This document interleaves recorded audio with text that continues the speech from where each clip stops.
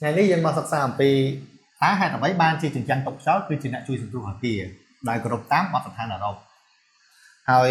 អ្វីដែលខ្ញុំ highlight ពណ៌ក្រហមនេះគឺជាជាយ៉ាងទុកខ្យល់ដែលមិនទាន់រងកម្លាំង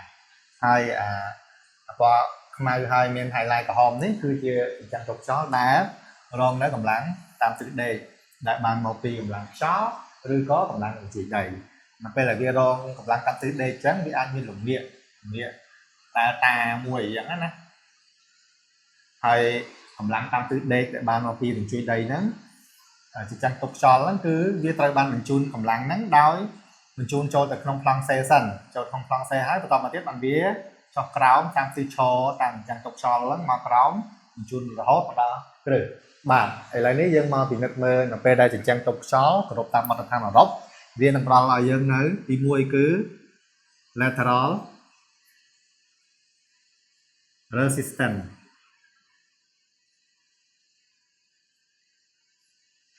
មានន័យថាវានឹងផ្ដល់ឲ្យភាពធន់ទៅតាមទិសដេកហ្នឹងដោយអាចពុកហ្នឹងទី1គឺ shear stress កម្លាំងកាត់តឹងអញ្ចឹងណាទី2គឺវាអាចផ្ដល់ភាពធន់ជួយទៅលើគ្រឿងបង្គំទាំងមូលរបស់អាគារហ្នឹងគឺពុកហ្នឹងកម្លាំងពុតបង្កោគឺមានន័យថា bending moment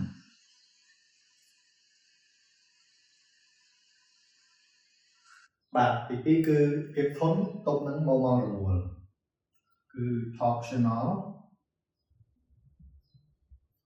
resistance ភាពធន់ទុកនឹងមករមួលហ្នឹងវាអាចកើតឡើងរមួលនៅពេលណាវាអាចកើតរមួលឡើងនៅពេលដែល not symmetry ដែលឯង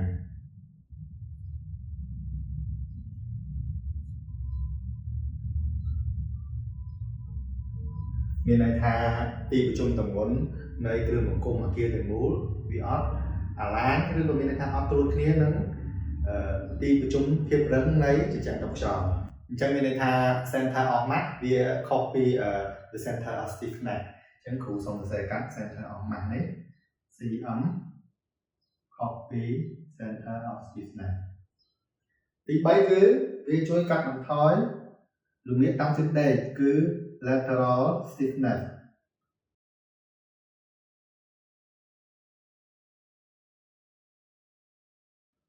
ទី4គឺចិញ្ចឹមតុកខ្យល់មានតួនាទីក្នុងការរកបន្ទុកតាមទិសឈរគឺ vertical load support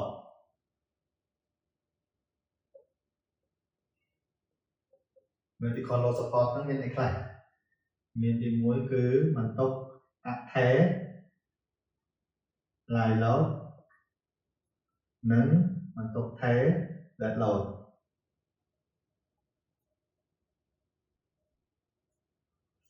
ទី5គឺការរំសាយថាមពលរំជួយដីគឺ energy dissipation វារំសាយថាមពលរំជួយដីដោយរបៀបណាគឺវារំសាយថាមពលរំជួយដីដោយច្បាប់រក្សាថាមពលក្នុងរូបវិទ្យា the law of conservation រូបនេះគឺជារូបដែលពេលឡើងមានកម្លាំងជួយដីរុញយ៉ាងតុកខ្យល់តាមទិសដេកវាយកទៅមុខយកទៅក្រោយអញ្ចឹងណាហើយពេលដែលវាជួយដីវាមានចលនាដីវារុញមកអញ្ចឹងវារុញជារលកអញ្ចឹងបន្តមកទៀតវាបង្កើតបានទៅជាថាមពលស៊ីនីតិកដែល K ស្មើ1លើ2 mv ការ៉េនេះម៉ាស់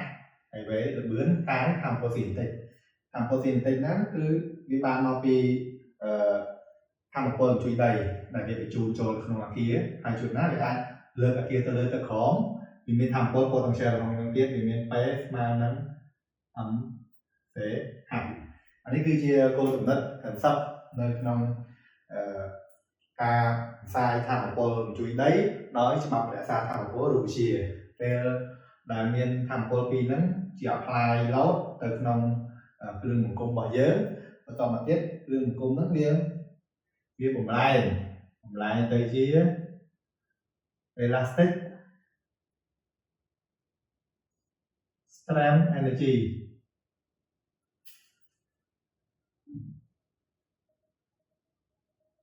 elastic strength energy ហ្នឹងមានន័យថា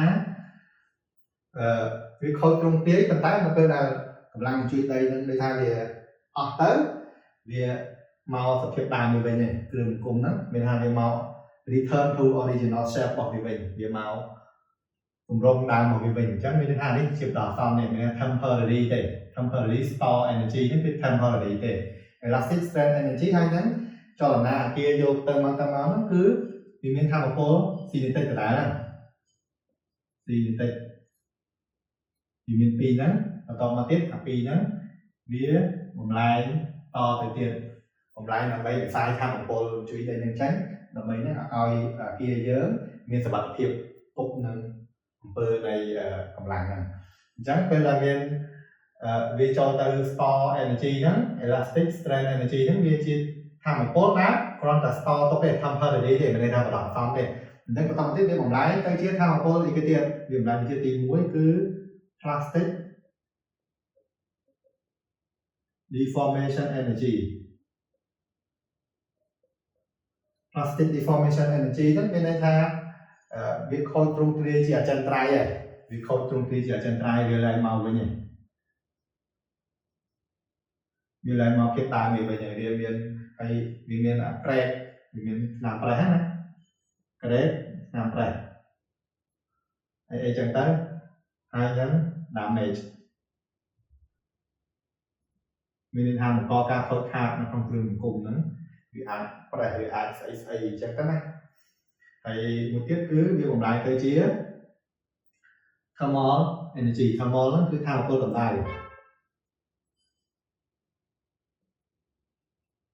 ហើយនៅក្នុងថាមពលកម្ដៅហ្នឹងគឺមាន heat មានកម្ដៅហើយនឹង friction